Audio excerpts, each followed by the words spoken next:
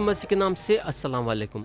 प्यारे भाई और बहन, आप लोगों को याद होगा कि गए वक्त हम आमाल की किताब बाब 16 और उसकी आयत 34 से गौर करना शुरू करे थे और हम बाब 16 को ख़त्म करे थे।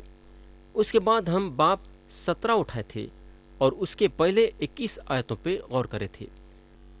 प्यारे दोस्त, मैं यकीन करता हूँ कि आप लोग सब तैयार रहेंगे खुदा के कलाम को सुनने के लिए। तो गए वक्त हम देखे थे कि पौलुस एथेने में जाते हैं और वहाँ के बूतों को देख के उनका दिल जल जाता है।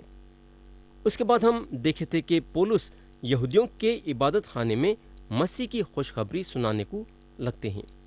हम ये भी देखे थे कि पौलुस चौक में खड़े रह के जिससे भी मुलाकात करते हैं उसको मसीह की खुशखबरी सुनाते हैं। तो जब पौलुस मसीह के बारे में सुनाने लगे तो थोड़े लोग उनका मुकाबला करने लगे।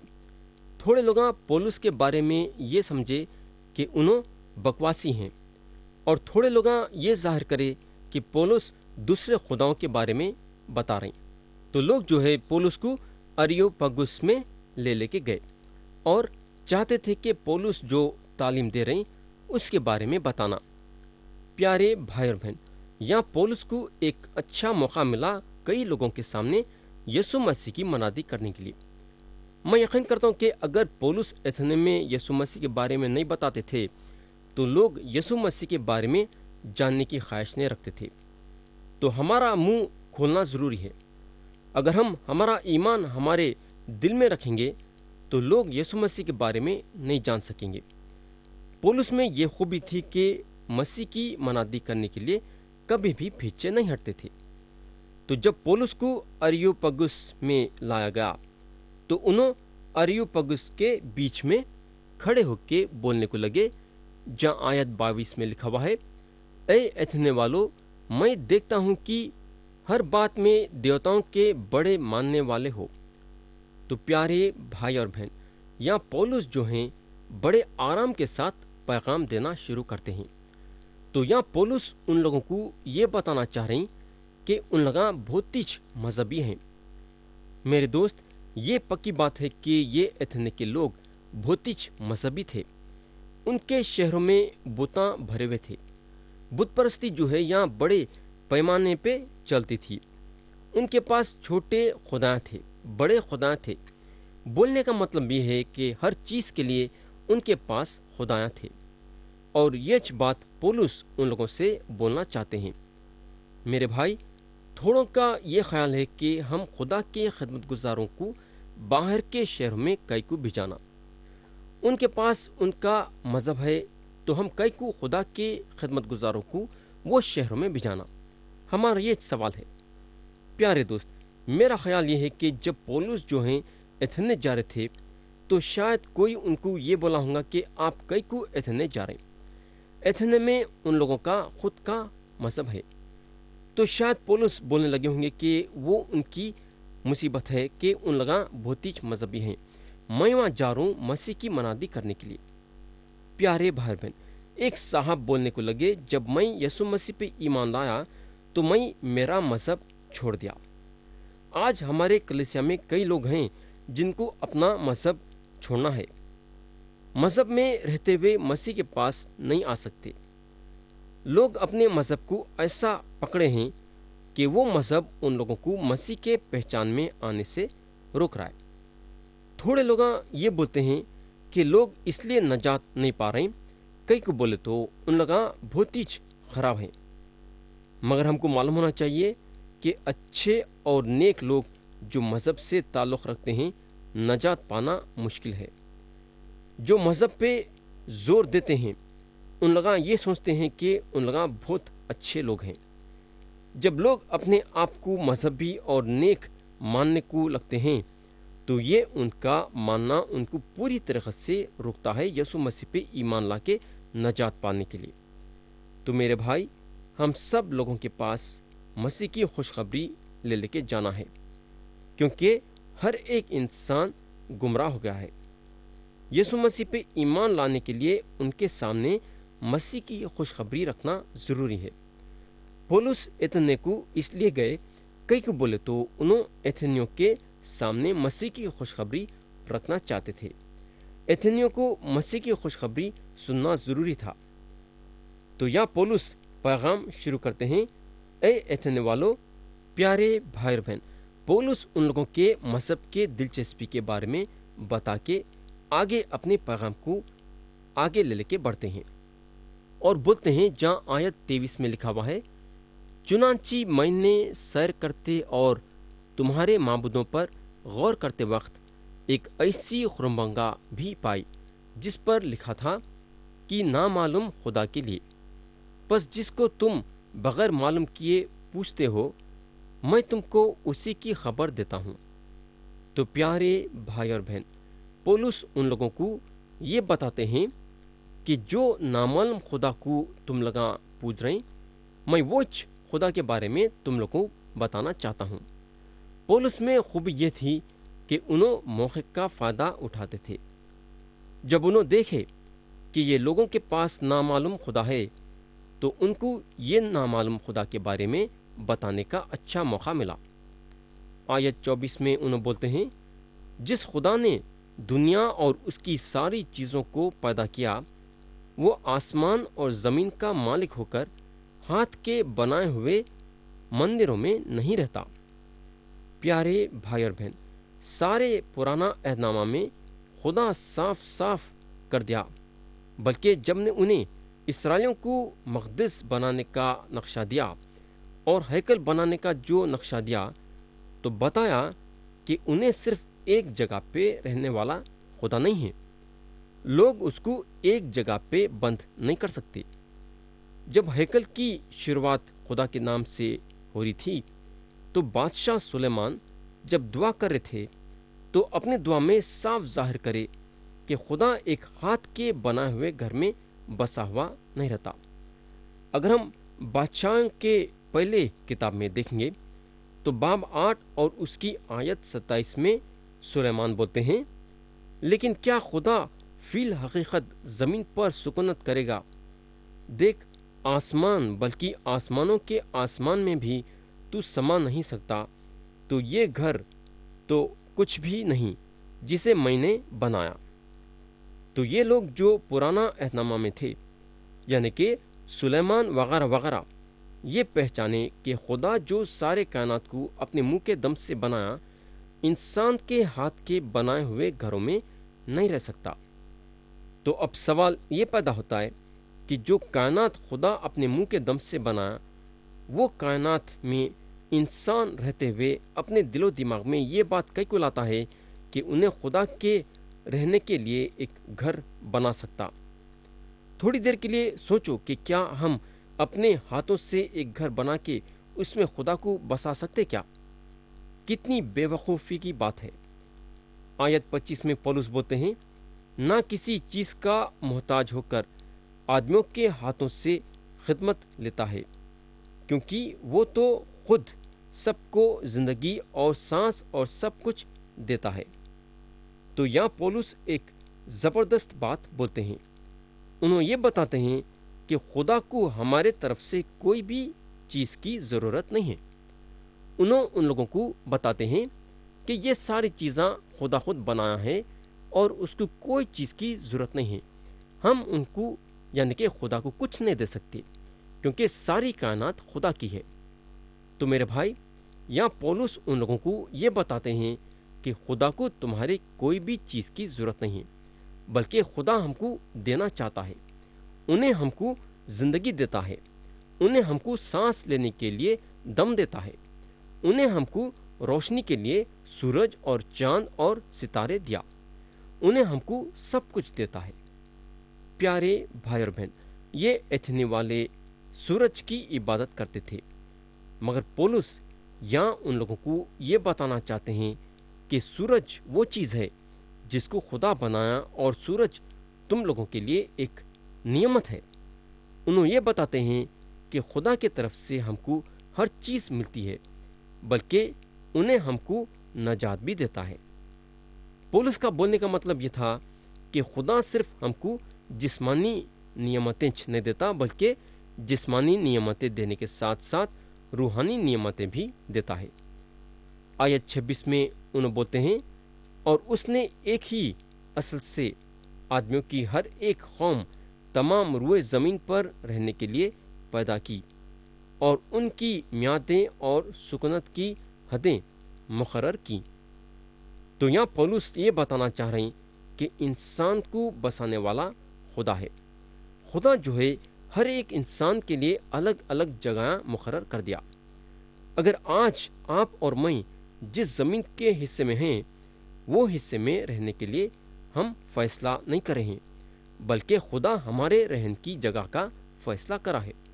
اگر آپ یہ طے کرتے ہیں کہ آپ گجرات میں رہنا چاہیں گے یا پھر مدھیہ پردیش میں رہنا چاہیں گے تو آپ اپنی مرضی سے وہاں بس نہیں سکتے۔ جس جگہ خدا چاہتا ہے کہ آپ رہے تو آپ کو رہنا پڑتا ہے۔ اگر آپ گجرات یا مدھیہ پردیش جانا بھی چاہیں گے تو خدا آپ کے یہ ارادوں کو ناکامیاب کر دے گا۔ آیت 27 میں پولس بولتے ہیں، تاکہ خدا کو ڈھونڈیں، شاید کہ ٹٹول کر اس سے پائیں، ہرچند کہ وہ ہم میں کسی سے دور نہیں۔ پیارے بھائی اور بہن، ہم کو معلوم ہونا چاہیے کہ انسان خدا کی تلاش کر رہا ہے مگر زندہ اور سچے خدا کی تلاش نہیں کر رہا ہے۔ انسان کو خدا کے لیے بھوک ہے مگر زندہ اور سچے خدا کی بھوک نہیں ہے۔ انسان جو ہے ایک بت بنا کے اس کی عبادت کرنے کے لیے تیار ہے، مگر جہاں تک زندہ اور سچے خدا کی عبادت کرنے کی بات پیدا ہوتی ہے تو انہیں میلوں دور ہے۔ آیت 28 میں لکھا ہوا ہے، کیونکہ اسی میں ہم جیتے اور چلتے پھرتے اور موجود ہیں، جیسا تمہارے شاعروں میں سے بھی بعض نے کہا ہے کہ ہم تو اس کی نسل بھی ہیں۔ تو یہاں پولس ان لوگوں کو خدا کے فرزند بول کے نہیں بلا رہے بلکہ خدا کی نسل بول کے بلا رہے ہیں۔ یہاں پولس خدا کے بنائے ہوئے چیزوں پہ اشارہ کر رہے ہیں اور ان لوگوں کا جو رشتہ جوڑ رہے ہیں وہ خدا کے بنائے ہوئے چیزوں کے ساتھ جوڑ رہے ہیں۔ پولس یہاں یہ نہیں بول رہے کہ ہر چیز خدا ہے، پولس ایسا نہیں بول رہے ہیں، بلکہ انہوں یہ بتانا چاہ رہے ہیں کہ جس خدا میں ہم جی رہے ہیں اور چل رہے پھر رہے ہیں وہ خدا یہ کائنات سے بہت بڑا ہے۔ آیت 29 میں لکھا ہوا ہے، پس خدا کی نسل ہو کر ہم کو یہ خیال کرنا مناسب نہیں کہ ذات الہی اس سونے یا روپے یا پتھر کی مانند ہے جو آدمی کے ہنر اور ایجاد سے گڑے گئے ہوں۔ تو پیارے بھائی اور بہن، یہاں پولس یہ ظاہر کر رہے ہیں کہ انسان بت پرست ہونا نہیں چاہیے۔ ایتھنز میں حد سے زیادہ بت پرستی ہوتی تھی اور پولس ان لوگوں کو یہ بتا رہے ہیں کہ ان لوگاں بت پرست ہونا نہیں چاہیے۔ تو یہاں پولس ایتھنز کے لوگوں کو خدا کے بارے میں ظاہر کرے اور اب انہوں ایتھنز کے لوگوں کو خدا کے بارے میں یہ بتائیں گے کہ انہیں وہ خدا ہے جو گناہوں سے چھڑاتا ہے۔ آیت 30 میں لکھا ہوا ہے، پس خدا جہالت کے وقتوں سے چشم پوشی کر کے اب سب آدمیوں کو ہر جگہ حکم دیتا ہے کہ توبہ کریں۔ پیارے بھائی اور بہن، ایک وقت تھا جہاں خدا پرستی کرنے والوں کے لیے ڈھیلی رسی چھوڑ دیا۔ ایک طرف سے خدا اپنے آنکھوں کے سامنے ان کو چھوڑ دیا، لیکن اب دنیا میں روشنی آ گئی ہے۔ جہاں جہاں بھی لوگاں بسے ہوئے ہیں، خدا چاہتا ہے کہ ہر انسان اس کے طرف پلٹنا۔ یاد رکھو کہ روشنی ذمہ داری پیدا کرتی ہے۔ اب خدا ہر ایک انسان سے یہ چاہتا ہے کہ انسان توبہ کرنا۔ تو پیارے بھائی اور بہن، پولس رسول ایتھنز کے لوگوں کو خدا کے دو باتوں کو ظاہر کرے۔ پہلی بات یہ کہ خدا وہ خدا ہے جو سارے کائنات کو بنایا، خدا وہ خدا ہے جو انسان کا چھڑانے والا بنا، اور آخری میں پولس جو ہیں خدا کے بارے میں یہ ظاہر کرتے ہیں کہ خدا عدالت کرنے والا خدا ہے۔ آیت 31 میں لکھا ہوا ہے، کیونکہ اس نے ایک دن ٹھہرایا ہے جس میں وہ راستی سے دنیا کی عدالت اس آدمی کی معرفت کرے گا جسے اس نے مقرر کیا ہے، اور اسے مردوں میں سے جلا کر یہ بات سب پر ثابت کر دی ہے۔ میرے بھائی، جب خدا عدالت کرتا ہے تو اس کی عدالت صحیح ہوتی ہے۔ عدالت وہ عدالت کرنے والے کے ذریعے سے ہوں گی جس کے ہاتھوں میں کیلے چھیدے گئے۔ جو مرنے کے بعد تیسرے دن مردوں میں سے جی اٹھا۔ پولس ہمیشہ مسیح کے بارے میں یہ بتاتے ہیں کہ مسیح مردوں میں سے جی اٹھے ہیں۔ سارے لوگوں کے لیے یہ ایک اقرار ہے کہ یسوع مسیح مردوں میں سے جی اٹھے ہیں، اور خدا جو ہے مسیح کے مردوں میں سے جی اٹھنے کے ذریعے سے سارے لوگوں کے سامنے یہ ظاہر کرتا ہے کہ ان کی عدالت مسیح کے مردوں میں سے جی اٹھنے کے ذریعے سے ہوگی۔ لوگوں کی عدالت کرنے کا یہ ایک ہی ذریعہ ہے۔ آیت 32 میں لکھا ہوا ہے، جب انہوں نے مردوں کی قیامت کا ذکر سنا تو بعض ٹھٹا مارنے لگے، اور بعض نے کہا کہ یہ بات ہم تجھ سے پھر کبھی سنیں گے۔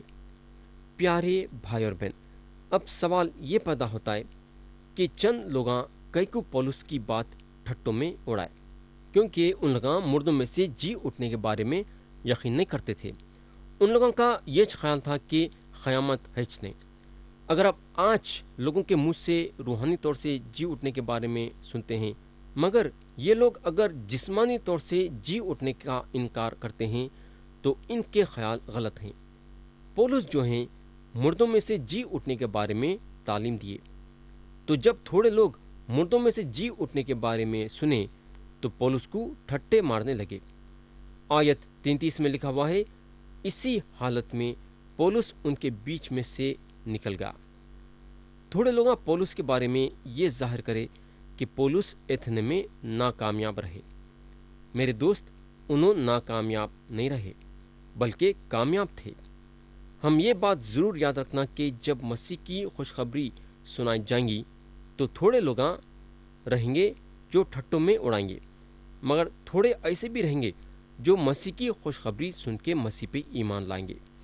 آیت 34 میں لکھا ہوا ہے، جو کہ یہ باب کے آخری آیتیں ہیں، مگر چند آدمی اس کے ساتھ مل گئے اور ایمان لے آئے۔ ان میں دیونوسیوس اریوپاگس کا ایک حاکم اور دمرس نام ایک عورت تھی، اور بعض اور بھی ان کے ساتھ تھے۔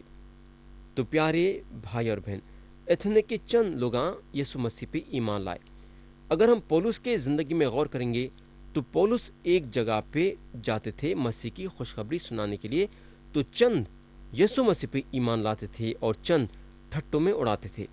مگر ایک اچھی نظر سے ہم پولس پہ غور کریں گے تو جہاں تک خوشخبری سنانے کا سوال ہے، انہوں بنا شکے کے اور دلیر کے ساتھ مسیح کی خوشخبری سناتے تھے اور لوگ ایمان بھی لاتے تھے۔ اگر پولس ایک آدمی کو بھی مسیح کے لیے جیت لیتے ہیں تو پولس کامیاب ہو گئے۔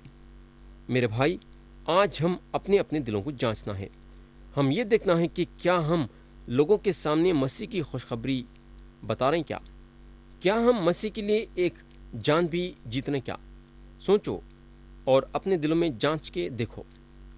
تو پیارے بھائی بہن، یہاں ختم ہوا باب 17۔ آتے سو وقت ہم باب 18 اٹھائیں گے، مگر ختم کرنے سے پہلے میں آپ کا توجہ آیت 34 پہ لانا چاہوں گا۔ یہاں لکھا ہوا ہے، مگر چند آدمی اس کے ساتھ مل گئے اور ایمان لے آئے۔ ان میں دیونوسیوس اریوپاگس کا ایک حاکم اور دمرس نام ایک عورت تھی، اور بعض اور بھی ان کے ساتھ تھے۔ تو پیارے بھائی اور بہن، یہاں اگر ہم دیکھیں گے تو چند لوگ یسوع مسیح پہ ایمان لائے۔ یہ لوگ کیوں ایمان لائے؟ یہ لوگ اس لیے ایمان لائے کیونکہ یہ لوگ یہ بات جانتے تھے کہ پولس جو بولے ہیں وہ صحیح ہے۔ ان لوگوں کو اپنے آپ میں محسوس ہوا کہ اگر ان کے گناہ معاف ہو سکتے ہیں بولے تو صرف یسوع مسیح کے ذریعے سے۔ میرے بھائی، یہ لوگ اپنے زندگی میں ایک سمجھداری کے ساتھ قدم اٹھائے۔ یہ لوگ وہ راستے پہ اپنا قدم ڈالے جو راستہ ان کو گناہوں کی معافی دیتا ہے۔ یہ لوگ وہ راستے میں اپنا قدم ڈالے جو راستہ ان کو ہمیشہ کی زندگی کی طرف لے کے جاتا ہے۔ تو پیارے بھائی اور بہن، کیا آپ اپنے قدم یہ راستے پہ ڈالنا چاہیں گے؟ کیا یوحنا کی انجیل باب 3 اور اس کی آیت 16 میں لکھا ہوا ہے، کیونکہ خدا نے دنیا سے ایسی محبت رکھی کہ اس نے اپنا ایک لوتا بیٹا بخش دیا، تاکہ جو کوئی اس پر ایمان لائے ہلاک نہ ہو بلکہ ہمیشہ کی زندگی پائے۔ تو پیارے بھائی اور بہن، آج آپ کے لیے ایک سنہرا موقع ہے کیا آپ یہ سنہرا موقع کا فائدہ اٹھانا چاہیں گے کیا آپ یسوع مسیح پہ ایمان لا کے گناہوں کی معافی حاصل کر کے خدا کی طرف سے ہمیشہ کی زندگی حاصل کرنا چاہیں گے مرضی آپ کی ہے اور فیصلہ آپ کا ہے۔ خدا ہم سب کو آج کے کلام کے ذریعے سے برکت دے۔